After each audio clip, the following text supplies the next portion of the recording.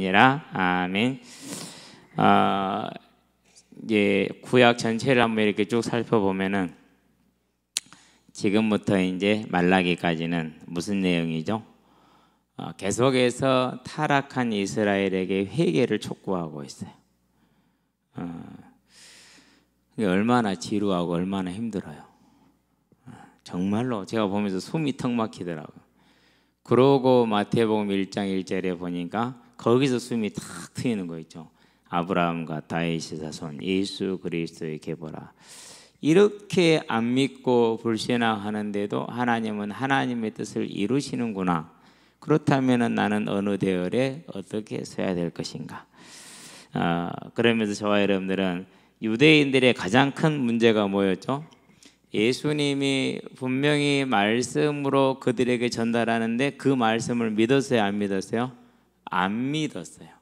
다른 얘기를 한 게 아니라 성경을 얘기를 하는데 안 믿어요. 그 성경을 말하면서 증거를 보여주는데 믿어요? 안 믿어요? 안 믿어요. 뭘 따라갔어요? 자기들의 전통과 자기들의 유익을 따라갔어요. 그걸 가만히 생각을 해보고 있다가 이게 그 시절 그들에게만 있는 문제가 아니구나. 어느 시대나 어느 때나 있는 문제구나. 그래서 중세 교회가 하나님을 떠났고 뭐하죠? 그 떠난 것을 합리화하기 위해서 15권의 외경을 가지고 오죠.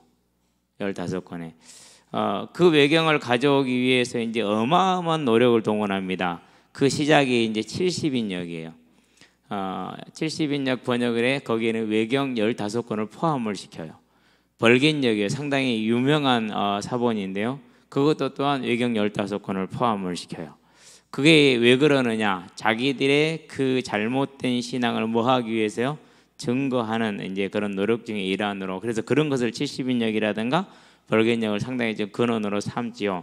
그러는데 외경에 나와 있는 성경에 대해서 예수님은 단 한 번도 뭐 하질 않았어요? 그것을 인용하지를 않았어요.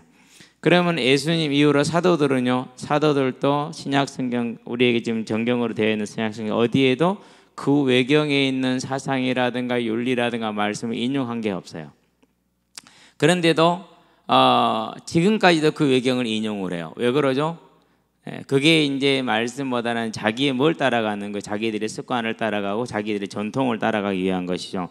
그렇다면 저와 여러분들이 이제 신앙생활하는데 가장 중요한 게 무엇입니까? 하나님이 주신 말씀을 언제나 무엇으로요? 있는 그대로 받아들일 수 있는 준비를 해야 돼요. 이게 상당히 중요한 말이에요. 있는 그대로 받아들일 수 있는. 그래서 요즘은 가능하면 제가 본문을 좀 주일날은 핵심이 되는 주제 구절만 잡죠. 그러나 이제 수요일하고 금요일 가능하면은 전체를 다 잡는 이유가 거기 있어요. 이 성경을 기록한 목적, 이 편지를 쓰는 목적, 이 장이 전체를 뜻하고 있는 전후 관계들 싹 말하기 위해서. 그래서 오늘 먼저 들어가기 전에 일단 본문 4장 1절에서 8절까지 한번 가볍게 해석을 해본 다음에, 그런 다음에 이제 이번 주 강단의 말씀과 맞추어서 해석을 하도록 하겠습니다. 말씀을 받도록 하겠습니다.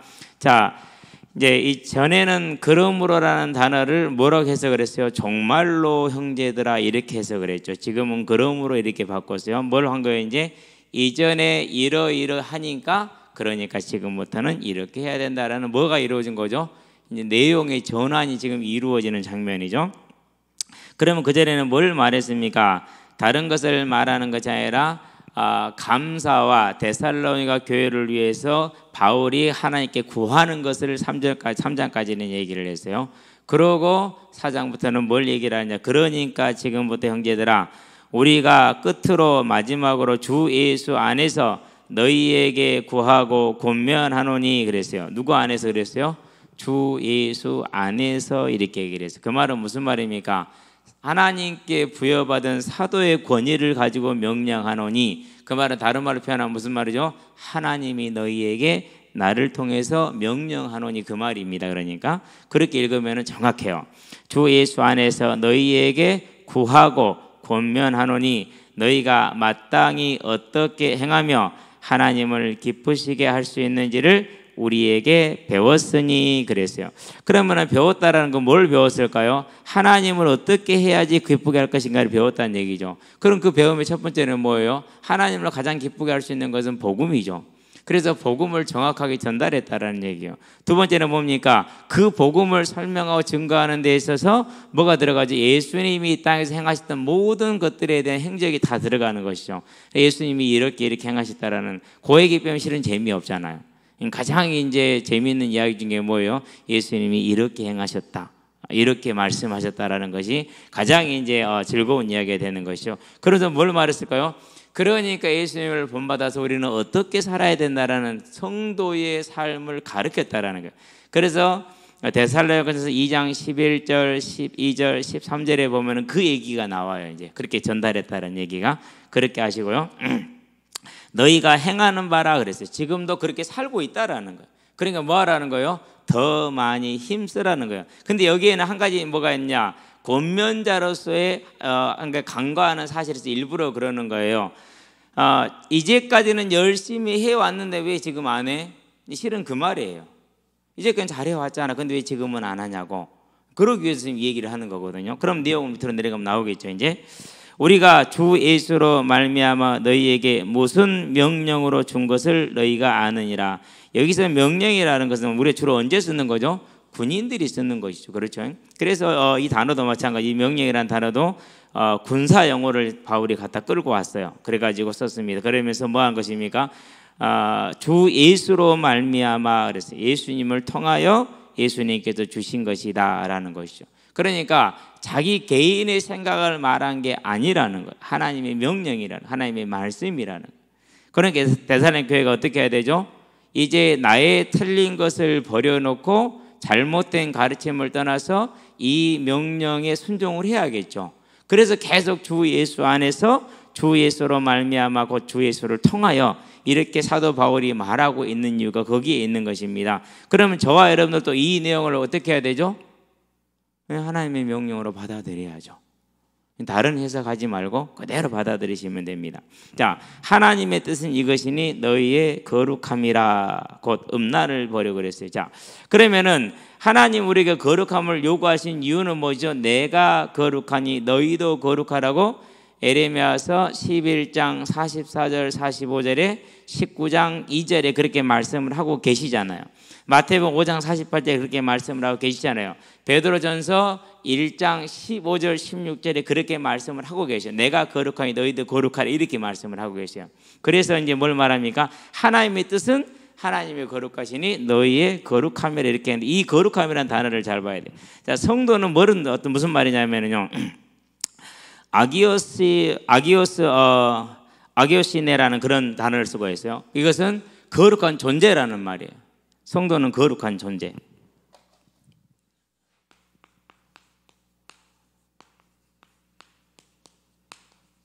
자, 이제 이게 참 재밌는 결과가 하나 나오게 돼 있어요. 그러는데 거룩함이라는 말은 무슨 말이냐? 이것은 이제 성도는 아기오스네인데 거룩함이라는 것은 아가스모스라는 말이에요. 아가스모스. 이 말은 무슨 말이냐면요. 거룩하게 되어가는 과정이라는 거예요.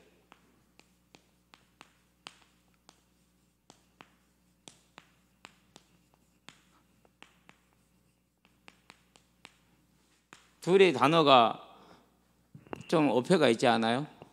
거룩한 존재라면 거룩하게 되어가는 과정이에요.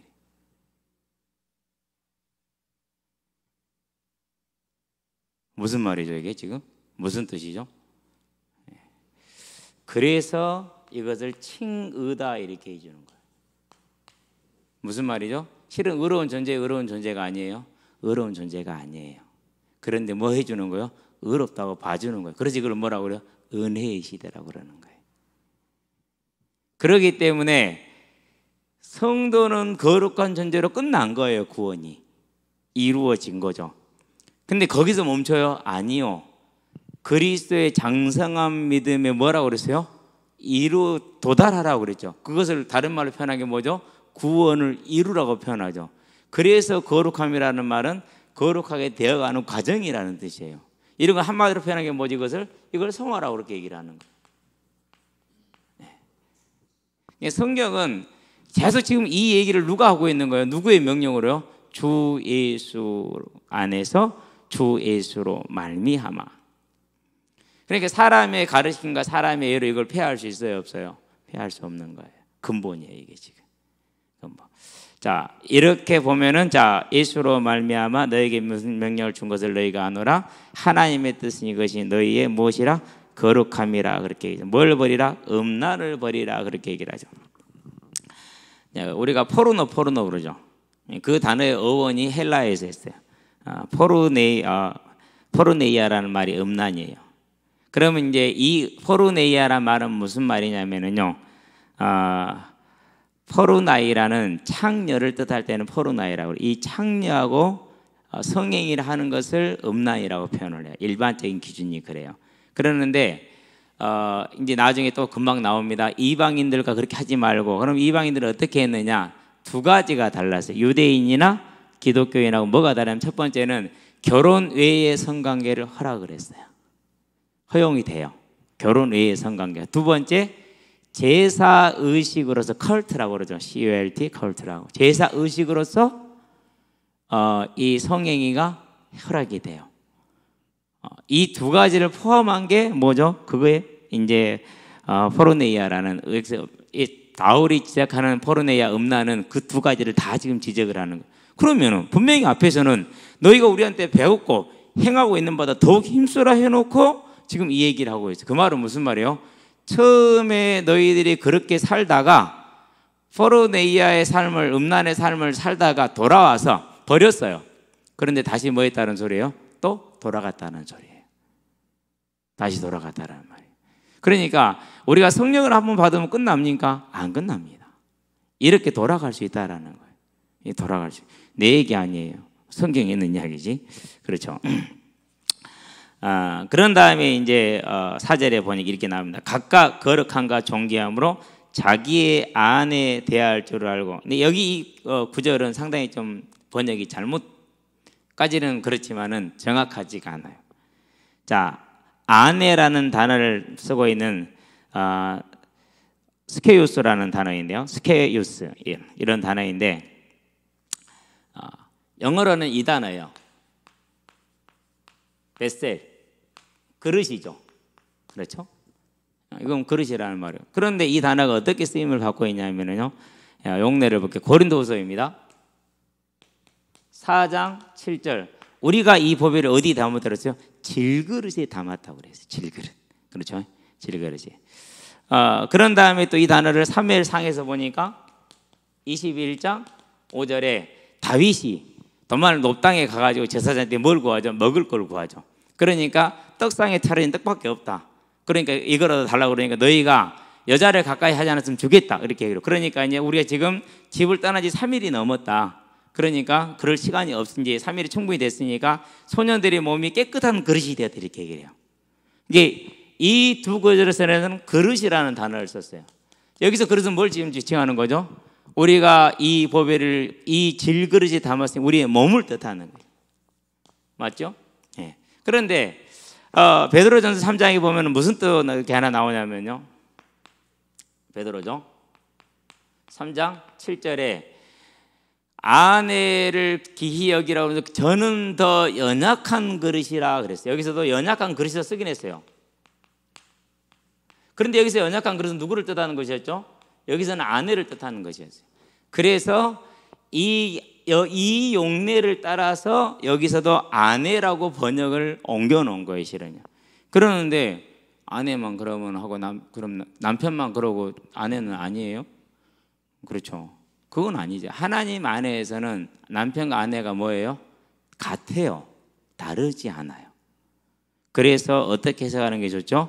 각각 거룩함과 존귀함으로 자기의 몸을 대할 줄을 알고. 고린도 교회 남자들만 있어요? 여자들도 많죠. 오히려 여자가 더 많죠. 그렇잖아요. 그럼 성전에 가면 여자만 창녀가 있어요? 아니 남창도 똑같이 있어요. 그러니까 왜 웃기는 거라. 남편은 가서 여자를 사고 아내는 가서 남자를 사고. 그게 제사라. 그게 그런 생활을 이제 거의 모든 고대 이방인들이 살았단 말이에요. 그걸 버리라는 거 얘기해야 되는데, 그러니까 이렇게 아내라고 해야 돼, 안 그러면 몸이라고 해야 돼요. 여기서는 몸으로 해석하는 게 훨씬 정확한 뜻이 되죠. 그래서 각각 거룩함과 존귀함으로 자기의 몸을 대할 줄 알고, 저와 여러분이 그래야겠죠. 자, 왜? 하나님이 거하는 성전이기 때문에 그렇죠. 5절 볼까요? 하나님을 모르는 이방인과 같이 세욕을 따르지 말고, 그렇게 얘기했죠. 자, 이제 나오죠. 하나님을 모르는 이방인은 뭘 따르는 겁니까? 세욕을 따르는데, 세욕은 영어로는 패션이라고 번역이 돼요. 이게 자기 힘으로 어쩔 수 없는 격렬한 어떤 감정을 뜻해요. 이게 내가 컨트롤 못해. 뭐가 나를 끌고 가는 거예요? 감정이 나를 끌고 다니는 거야. 이것이. 그러면서 따르다라는 단어, 쫓다라는 단어는 강한 욕망, 바이올런트, 막 폭발하는 같은, 화산과 같은 그런 이제 디자의 욕구란 말이에요. 그러니까 이 패션을 뭐 하는 거예요? 이제 몰고 가는 욕구를 말하는. 세욕을 따른다라는 것은, 그러니까 이제 남자들 막 이제 저 불신자 때 보면, 저를 포함해서 모든 남자들이요, 눈이 불을 켜고 쫓아다니죠. 뭘 쫓아다녀요? 한 건 건져보려고. 그래서 그걸 뭐라고 그러죠? 부킹이라고 그러죠. 이번에 중국에서 이렇게 체험제를 탔단 말이에요. 근데 정호번이 그걸 봤어. 정호번이 보고 그걸 봐가지고 와가지고, 물이 좀 안 깨끗하게 내가 교체해주겠다고 들고 가버렸어. 남자 말을 못했어. 그런데 들고 가서 버렸냐? 아니야. 따로 이거 보관해놓고 경찰에 신고를 한 거야. 그러고 이제 자기 세물을 갖다 주고 나서 남자가 잠깐 이제 여자가 뷔페 식당에 가서 이제 뷔페를 음식을 가지러 올 때 넣었으니까 모르잖아요. 그러니까 남자들이 뭐 하는 게 세욕을 따르는 거예요. 이게. 그런 것들이.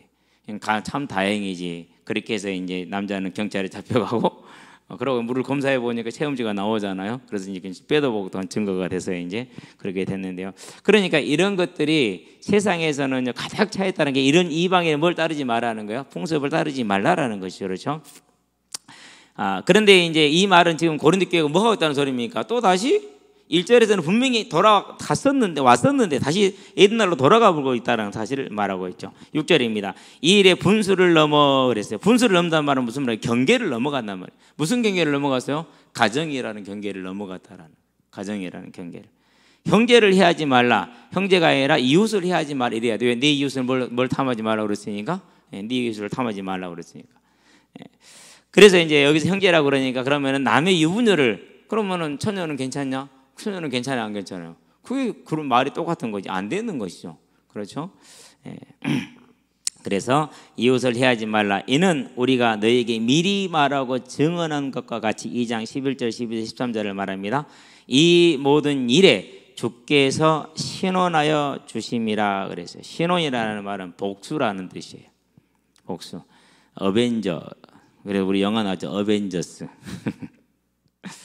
그런데 신호이라는 말은 이제 무슨 뜻이냐면, 이게 복수라는 그런 뜻인데, 공의를 행하는 자, 행악자를 심판하는 자를 뜻해요. 공의를 행하는 자, 행악자를 심판하는 자. 그럼 하나님이 언제 심판해요? 현세적으로도 심판해요, 안 해요? 하시죠. 근데 결론적으로 언제 심판하죠? 결론적으로는 주님이 오시는 그날에 심판하시죠. 왜 그래요? 그건 베드로서 3장 9절이 말하죠. 뭘 기다리시는 거예요? 회개하기를 오래 참고 기다리고 계시는 거죠. 그래서 그게 옳다라는 게 아니에요. 그래도 문제 없다라는 게 아니에요. 회개하기를 기다리실 뿐이에요. 지금 회개 안 하면 어떻게 되는 거죠? 그때는 기회가 없죠. 이제 그렇죠. 그래서 이제 7절 갈게요.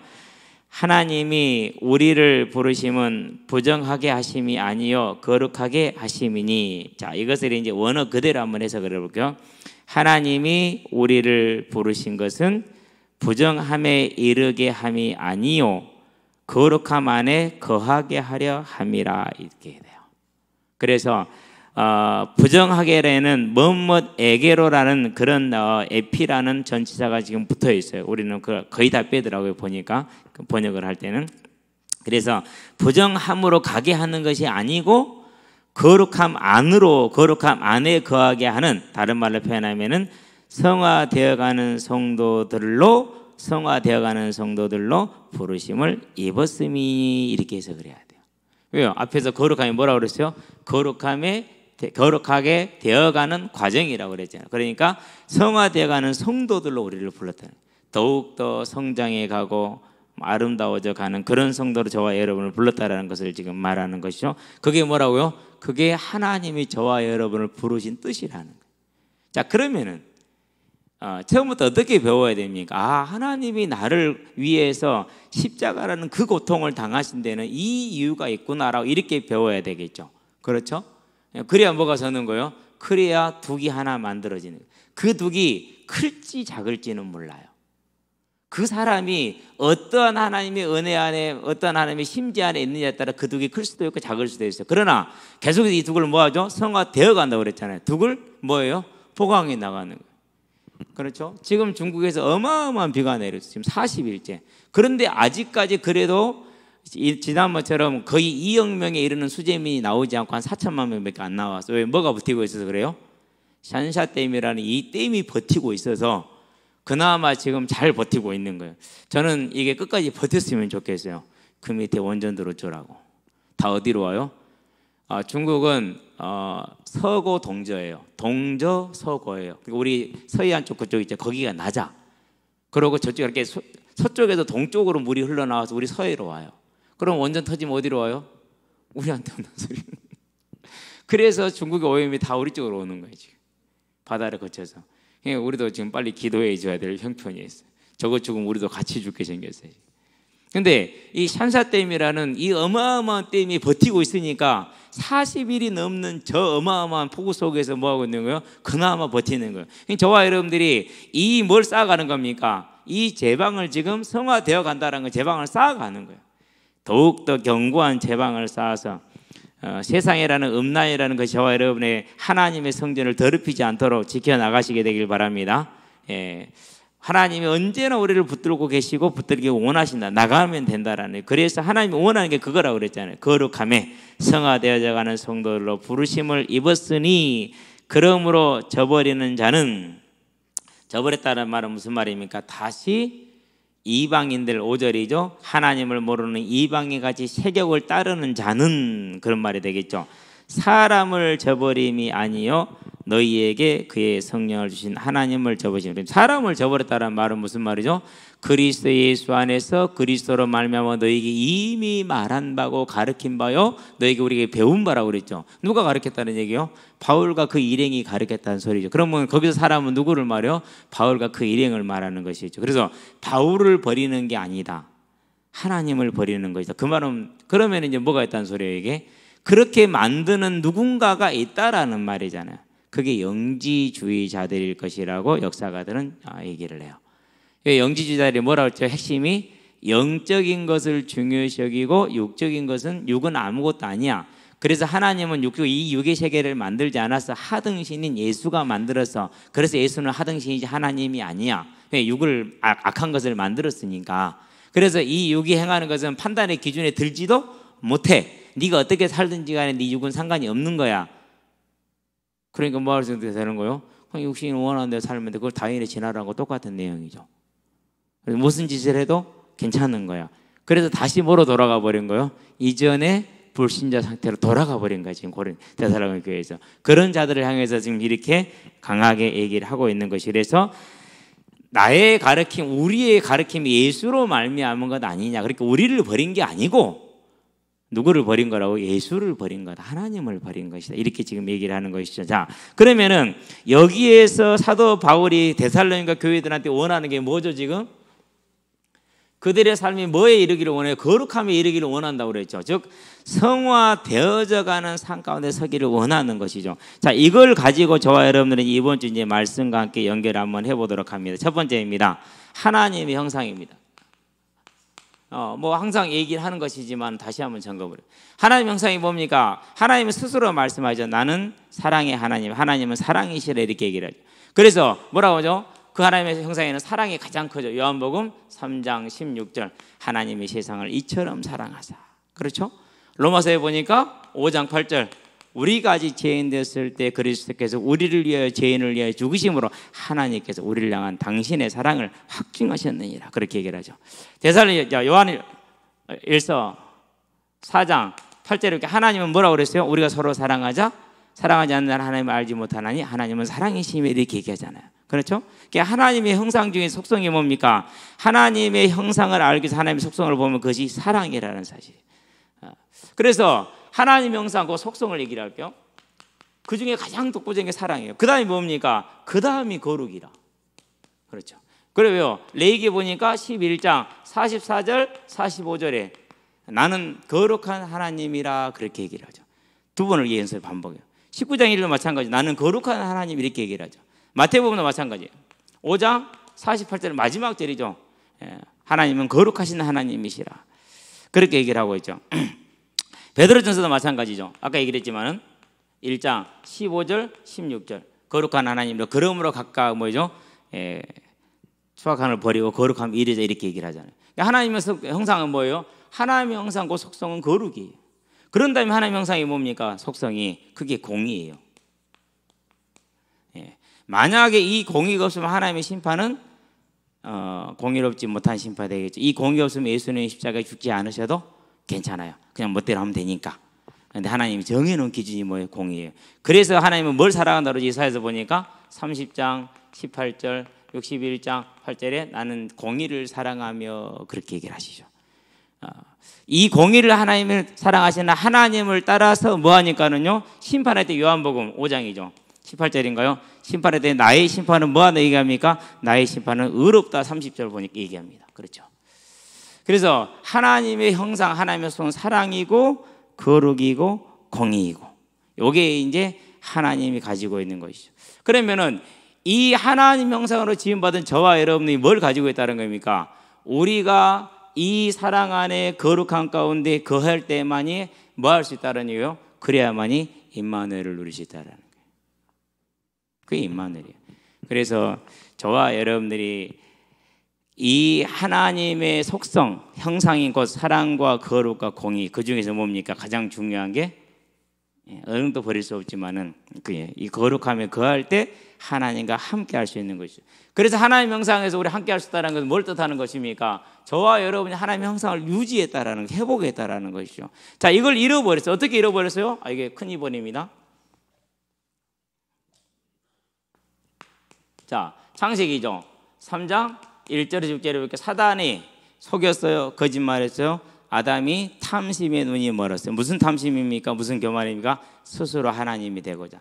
그래서 죄를 범하니까 어떤 일이 다가옵니까? 죄를 범하니까 24절에 하나님이 그를 에덴에서 내쫓으셨어요. 뭐하지 못하는 거죠? 이제 하나님과 함께 할 수가 없는 것이죠. 자, 하나님이 얼마나 죄를 싫어하십니까? 출애굽기죠. 19장이죠. 1절로 마지막 절까지 보시면 돼요. 3번인가 4번인가에 걸쳐서 뭘 요구합니까? 25절까지 보면은 이스라엘 백성들에게 이제 십계명을 주는 장면입니다. 20장에 보면 십계명이 기록되어 있으니까 십계명을 주는데 십계명을 주기 전에 이스라엘 백성은 신의 산으로 부릅니다. 불러가지고 경계를 딱 정해놓습니다. 정해놓고 뭐라고 그럽니까? 넘어오지 마라. 넘어오면 내가 뭐 할까 하노라? 돌격할까 하노라 그랬어요. 그러니까 죄인이 하나님이 정한 경계를 넘어섰을 때 어떻게 된다라는 거예요? 보지도 않고 묻지도 않고 바로 가서 죽인다라는 거예요. 그게 하나님의 공의예요. 그게 하나님의 거룩이에요.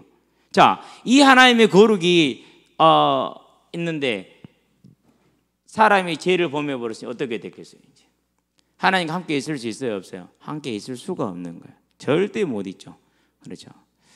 그래서 이 하나님과 함께 하기 위해서 뭘 하십니까? 그 공의를 따라서 뭘 회복해야 돼요? 공의대로 거룩을 회복해야 돼요. 그 길이 창세기 3장 15절이죠. 재물을 대가를 지불해야 되는 거예요. 그러니까 하나님이 사람의 몸을 입고 오지 않으면 안 되는 길이죠. 그 얘기를 이사야에서 뭐라고 그럽니까? 7장 14절 임마누엘이라 하리라 이렇게 얘기를 하죠. 무슨 말이에요? 그가 와서 하나님의 공의의 원리대로 대가를 지불하심으로 거룩을 회복하면 뭐가 된다라는 거요? 회복이 된다. 함께가 회복이 된다. 그러면 우리가 이 임마누엘이 어떻게 돼야 되어지는 것이죠? 임마누엘이 되려면 반드시 뭐가 돼야 돼요? 공의가 충족이 돼서 거룩이 회복이 돼야 돼요. 그렇기 때문에 저와 여러분이 살기 위해서는 뭘 바라봐야 돼요? 성도로서 부름을 받았기 때문에 의롭다함을 여김을 받았기 때문에 거룩함에 뭐 해야 돼요? 힘써야 돼요. 그렇다고 해서 우리가 완전히 거룩해지는 거라고요? 아니요. 그건 아니죠. 절대 될 수 없어요. 아무도 못 돼요. 단지 뭐 하는 거예요? 그렇게 여김을 받아주는 거예요. 그래서 은혜의 시대라고 하는 것이죠. 그렇죠? 자, 그 이름을 임마누엘이라 무슨 뜻입니까? 하나님의 공의를 따라서 죄의 대가를 지불함으로 그 사실을 믿는 자가 거룩함을 회복해서 뭐 할 수 있다는 겁니까? 하나님과 함께 할 수 있다는 것을 말하는 게 그게 이거라. 그래서 마태복음 보니까 드디어 1장 1절에서 23절에 뭐가 옵니까? 이 언약이 성취가 되는 거죠. 여기서 뭐가 올려야 됩니까? 빵빠레가 올려야 돼요. 저와 여러분 여기서 뭐 해야 돼요? 여기서 정말 감사가 나오는 거예요. 저와 여러분의 감사 여기서 나오게 하시게 되길 바랍니다. 왜요? 도저히 저와 여러분들은 하나님의 공의에 따르는 그 거룩을 회복할 길이 있어요 없어요? 영원토록 없어요. 영원토록. 왜 없습니까? 그 길이 없는 이유는 시편에 보니까 49편입니까? 6절이죠 8절이죠 12절이죠 뭐 할 수 없다고 그랬어요? 돈을 사랑한 자는 어리석은 자인데 왜 어리석은 자라고요? 자기를 위한 속전을 영원토록 지불하지 못한다고 그랬어요. 이 땅에 있는 모든 재화를 다 모아도 된다 안 된다? 안 된다라는 거죠. 그래서 사람은 존귀하나 장구하지 못하며 다 죽을 거라는 거예요. 무슨 말입니까? 심판을 받는다. 멸망하는 짐승 같다고 그랬어요. 멸망하는 짐승이라는 말은 무슨 말입니까? 지옥 간다라는 말이에요. 그렇죠. 저와 여러분들 뭘 보는 거니까 우리의 힘으로 절대 못하는 회복할 수 없는 저 하나님의 형상을 누가 회복하는 거예요? 네, 예수님이. 그래서 임마누엘의 말은 무슨 말이에요? 하나님의 거룩과 공의가 사랑이 하나로 다 응축이 돼 있는. 그럼 저와 여러분들은 뭐 하는 겁니까? 진짜 감사할 게 어디에 있어요? 여기 있어요. 그렇죠. 자, 이 함께함을 회복하기 위해서 어떻게 하는 것입니까? 저와 여러분들이 봐야 될 게 있어요. 누구를 보여? 다윗을 보여요. 자, 다윗에게는 뭐가 있습니까? 하나님이 그를 통해서 이루고자 하는 계획이 있잖아요. 그러려면 뭐 해야 됩니까? 그러려면 함께 해야 되잖아요. 그렇죠. 자, 그런데 이 다윗이 뭘 보면서요? 여호와 보시기에 뭐 하더라? 악하더라. 그래서 11장 마지막 절에 보니까 그렇죠. 몇 절이지? 11장 마지막 절이? 예. 다윗 행위가 여호와 보시기에 악하더라라고 얘기를 하죠. 11장에 보니까 27절에 그 장례를 마침에 다윗이 사람을 보내 그를 궁으로 데려오니 그가 그의 아내가 되어 그에게 아들을 낳으니라. 다윗이 행한 그 일이 여호와 보시기에 악하였더라. 그래서 뭐가 있는 거죠? 사무엘하 11장 27절에 죄가 가득 차 있는 겁니다. 지금. 그렇죠. 그러니까 뭐 할 수 없는 거죠. 이제 큰 뭐가 도전이 된 겁니까? 다윗은 육신의 죄를 범했는데 뭐가 도전이 됐어요? 하나님의 인류 구원의 계획이 도전이 된 거예요. 쉽게 간과할 수 있는 일이 아니죠. 그러면은 이 죄에서 돌이키고 다시는 죄에 돌아가지 않도록 하는 방법이 뭡니까? 그게 사무엘하 12장 10절에서 9절, 10절, 11절. 칼이 재앙이. 그 재앙 중에 가장 큰 재앙이 뭡니까? 다윗의 아픈 손가락. 발가락 아프면 들여다보기 힘들어요. 우리 전명희 집사님 지금 발 아픈데요. 들여다보기 힘들거든요. 손 아파보세요. 바로 들여다볼 수 있어요. 손 아파보세요. 바로 만질 수 있어요. 제일 그러니까 뭐 신경을 많이 쓰게 돼 있어요. 제일 많이 쓰기도 하고 일상생활에서 가장 신경을 잘 쓸 수 있고 아픈 손가락이라는 건 그만큼 힘들다라는 거예요. 그만큼 사랑하고 아끼는데 안 된다라는 그 압살롬이 죽죠. 이제 왜 죽습니까? 하나님이 그냥 재밌어서 우리 막 화난 분노한 마음에 그 분노한 마음을 풀기 위해서 그럽니까? 아니요. 절대 그런 분이 아니죠. 11절 12절 아들아 하나님의 경책하심을 경히 여기지 말라. 그 말은 무슨 말입니까? 주의 깊게 보라는 얘기예요. 왜 그렇습니까? 하나님의 경책함으로 우리에게 회복될 유익이 있기 때문에. 뭡니까? 그게 히브리서이죠. 12장이죠 1절에서 13절까지 쭉 보면 되는데 그 중에 뭡니까? 12장 10절이죠. 자기의 유익을 위해서 아버지나 부모님들은 징계를 하지만은 하나님은 우리의 유익을 위해서 여호와의 뭐하여? 거룩하심에 참여케 하는 것이죠. 뭐 뜻이 그럽니까? 다윗을 통해서 이루시고자 하는 그 하나님의 뜻을 이루고자. 그래서 결국 그 뜻이 이루어집니다. 뭐가 이루어집니까? 사무엘하에 보니까 이번 주죠 18장이죠. 몇 절입니까? 압살롬이 죽고 나서 32절이 33절이죠. 마지막 절이죠. 차라리 내가 너를 대신하여 죽었더라면. 그 얘기는 무슨 말이에요? 사무엘하 12장 13절 왕이 죽지 않을 것이라는 이 나단 선지자의 사면을 받았었을 때 그때 그것을 뭐 하는 거? 회한하는 거. 회한. 후회와 한스러운 거죠. 그렇죠. 그 회한을 지금 하고 있는 거예요. 그 말은 무슨 말입니까? 자기의 죄를 얼마나 통렬하게 깊이 있게 지금 뭐 하고 있어요? 회개하고 있는지 몰라요. 이건 율법 아니죠? 하나님이 이루시는 복음의 길이죠 지금. 그렇죠? 저와 여러분들 이걸 보는 겁니다 이제. 그래서 뭐가 이루어졌어요? 결국은 다윗이 이 회환이 뭐가 된 겁니까? 하나님의 뜻, 다윗을 거룩하게 만든 거죠. 그걸 뭐라는가? 하나님과 함께 할 수 있게 하신 것이죠. 그래서 뭘 이루었습니까? 그렇게 함으로 사명을 감당하게 하죠. 무슨 사명을 감당하겠어요? 아까 봤던 마태복음 1장 1절 아브라함과 다윗의 자손 예수 그리스도에게 보라. 그래서 16절까지 드디어 누가 나시요? 그리스도라 칭하는 예수가 나시니라. 하나님이 이 언약을 이루시기 위해서 다윗에 뭘 요구하는 겁니까? 거룩을 요구하는데 그 하나님의 공의를 따라서 거룩을 요구하시기 때문에 이 큰 고통을 주는 겁니다 지금. 그래서 뭐 결국은 이 뜻을 이루셨습니다. 자, 이 뜻이 이루어지는데 이제 지금부터는요, 얘기했지만 말라기까지는 고통밖에 없어요. 걱정돼요 지금 구약을 어떻게 해나가야 될지. 맨날 두들겨 패고 깨는 것밖에 없 나오는데 지금부터는 이제 없어요 아무것도. 잠깐 한두 사람을 통해서 회복되는 것 외에는 쭉 불신앙이에요 끝날 때까지. 그 불신앙에 대한 징계만 계속 이루어져요. 그래서 지금 답답해요. 물론 중간중간에 숨통을 서주긴 하시는데 정말로 답답하다니까 힘들어요. 근데 가야 돼요. 내가 사람의 말을 해서는 안 되잖아요. 뭐 해야 돼요? 성경에 있는 거 그대로 가야 되죠. 기록하신 이유가 있을 것이니까.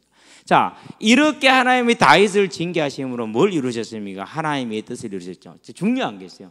하나님이 이 뜻을 이루어 가시는데 이렇게 한 걸음 한 걸음 이루어 가시는데 그것을 뭐라고 평했느냐? 사무엘 하에 보니까 7장이죠. 4절에서 17절에 그에게 뭘 줬어요? 그의 노년에 영원한 언약을 주셨어요. 영원한 언약을. 그러면서 두 번째 사무엘하 7장 1절이죠. 뭐 하게 하셨어요? 평안히 거하게 하셨어요. 그렇죠? 역대상이죠. 29장이죠. 28절에 뭐 하게 하셨어요? 부와 존귀가 있게 하셨어요. 어디에서요? 이 과정 속에서. 우리는 이걸 봐야 돼요. 그렇죠? 그러면서 뭐 하셨어요? 또 뭘 하러 가십니까? 그에게 사무엘하 12장 24절 25절에 이 언약의 나중에 이 언약은 나중에 주셨지만 그 전에 뭘 주셨어요? 하나님이 여디디아라는 솔로몬 디를 이을 자 메시아 언약이 끊어지지 않게 하신 복을 허락하시죠. 그렇죠. 그것만 허락하신 게 아니에요. 역대상 29장 1절에서 14절 뭘 허락하셨어요? 예수 그리스도의 모형이 되는 그 언약을 허락해서 성전의 언약을 허락하신 거예요. 자, 우리는 이 과정과 이것만 봤지 사울의 노년, 다윗 왕의 노년이 이랬다고 이렇게 뭐 얘기했지 이 노년에 있는 뭘요? 하나님의 이 징계는 우리는 다 빼먹고 살 수 있어요. 요한복음 16장 33절 뭐죠? 세상에서는 너희가 환난을 당하나 담대하라 내가 세상을 이겼노라. 그러면 뭘 약속하십니까? 14장 27절 내가 나의 평안을 너희에게 주노니 그래서 누구 평안을요? 예수님의 평안을. 세상이 주는 것과 같지 않고 세상이 줄 수 없는 것들 이렇게 얘기를 했어요. 자, 그럼 여기서 눈치가 좀 이제 트이죠. 무슨 눈치가 트입니까? 저와 여러분들이 말씀대로 사는 데는 뭐가 따른다는 거예요? 두 가지가 따라와요. 하나는 세상의 핍박이 따라와요. 하나는 뭐가 있어요? 하나님의 채찍과 위로가 있어요. 왜 채찍이 있어요? 저와 여러분들을 믿음에 세우기 위한 그 하나님의 붙드심이 있는 거예요. 그래서 징계가 없으면은 자녀가 아니요 사생자라 이렇게 얘기를 했어요. 그렇죠? 지금 이 시대에 저와 여러분들에서요 다윗에게 이 함께하기 위해서 징계를 통해서 그 함께를 이루심으로 뭘 이뤘다고요? 사명을 이뤘다라는 거예요. 무슨 사명이요? 예수님이 오시겠다는 그 사명을 이루었죠. 자, 그러면은 저와 여러분들이 이제 뭘 봐야 되느냐? 저와 여러분들이 한 가지를 보아야 될 것이 이 하나님의 거룩이 이루어지는데 참고적으로 한 가지 볼 게 있어요. 사람들이 갈라디아서를 가지고 율법이 끝났다는 얘기를 많이 해요. 그러는데 잘 봐야 돼요. 갈라디아서에 무슨 율법을 말하고 있어요? 베드로가 뭘 지적받았어요? 베드로 지적받은 율법이 뭐였어요? 다른 거 아니에요.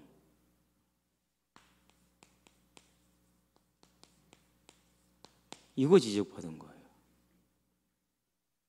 어제 그치 언냐가? 묵상해서 기억 아니라고? 잘 기억나지 이제? 무슨 유대주의요? 아니 이방인 집에서 밥을 먹다 야고보에게서 사람이 온다는 소리를 듣고 뒷문으로 나가봤다니까요. 그건 뭐예요? 그것은 성경에 있는 율법이에요? 성경에 없는 율법이에요? 그건 성경에 없어요. 그 율법은 성경에 없는 율법이에요. 뭘 지적한 거예요? 그러니까 요거 지적한 거예요.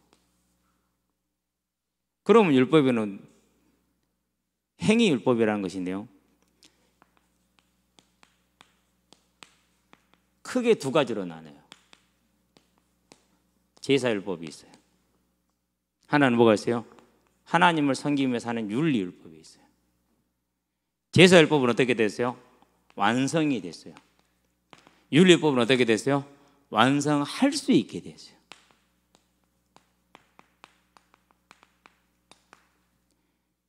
그래서 이것은 뭐가 된 거예요? 이것은 이제 완성이 됐기 때문에 끝난 거예요. 이것을 할 수 있게 되기 때문에 뭐 하는 거예요? 이전에는 못했지. 지금은 할 수 있는 거. 뭐로 말미암아서요? 사등 성령으로 말미암아서. 이걸 뭐라고 그래요? 이걸 성령 충만이라고 그래요. 자, 성령 충만을 받았어요. 이게 이루어졌어요. 그럼 어떻게 되죠? 하나님이 함께 하니까 뭐가 오는 거예요? 그러니까 권능이 오는 거죠. 이걸 뭐라고? 이걸 함께라고 표현하는 것이죠. 지금 저와 여러분들이 큰 질병이 왔어요. 위기가 왔어요. 그런데 뭘 알고 있어요? 여기에 있어요. 지금 이 사실을 알고 믿어요. 누가요? 풍랑 중에서 14일 동안 먹지도 자기도 못하고 있는 바울이 뭘 믿고 있어요? 이걸 믿고 있는 거예요. 내가 섬기는 하나님 어젯밤에 내 곁에 서서 말씀하시기를.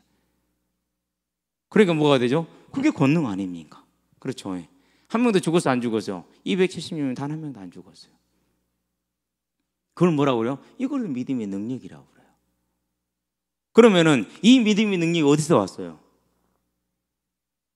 그게 함께에서 왔어요. 함께가 뭐예요? 함께가 뭐예요?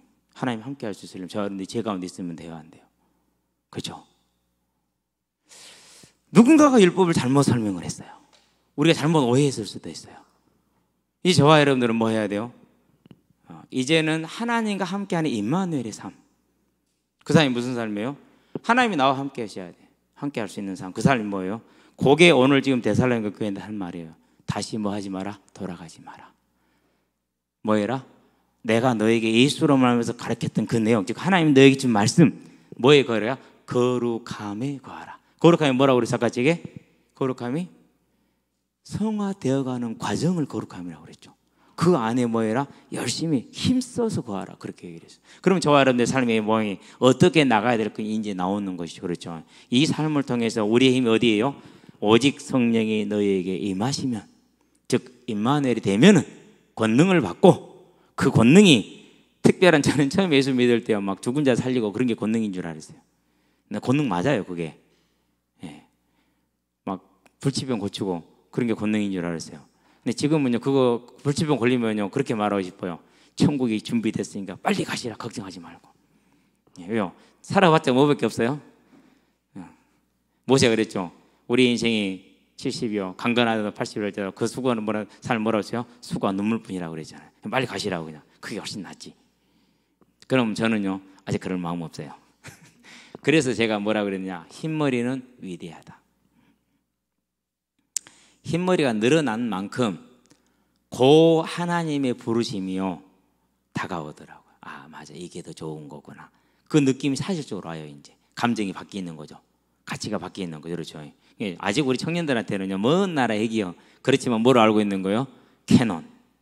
저와 여러분의 인생의 기준으로 그걸 탁 삼고 있는 거예요. 그러면서 하나님이 나와 함께하는 성령이 임하시면, 임마누엘 하시면 즉 저와 여러분의 삶이 그리스도로 말미암아서 예수를 굳건히 믿고 그 믿음을 지킴으로 말미암아서 하나님과 함께하는 삶을 말미암아서 저와 여러분들이 그 힘으로 계속해서 승리하게 되는 삶 가운데 온전히 들어가시게 되길 바랍니다. 그게 저와 여러분들이 누리는 또 누려야 되는 길이라는 것. 그래서 뭐라고 말합니까? 우리는 의로운 게 없으나 나의 의는 오직 믿음으로 말미암아 예수님이 해결했음을 믿고 더욱더 그 이름을 붙들 때 저와 여러분 어떻게 되는 겁니까? 그럴 때마다 이 함께함을 믿기 때문에 힘 가운데 능력 가운데 계속 얘기가 나와요. 우리의 제방은 더욱더 든든해지는 건 뭐처럼요? 난공불락의 예루살렘 성과 같이. 그래서 로마서 8장에 뭐라고 그럽니까? 하나님의 사랑을 끊을 자 없다.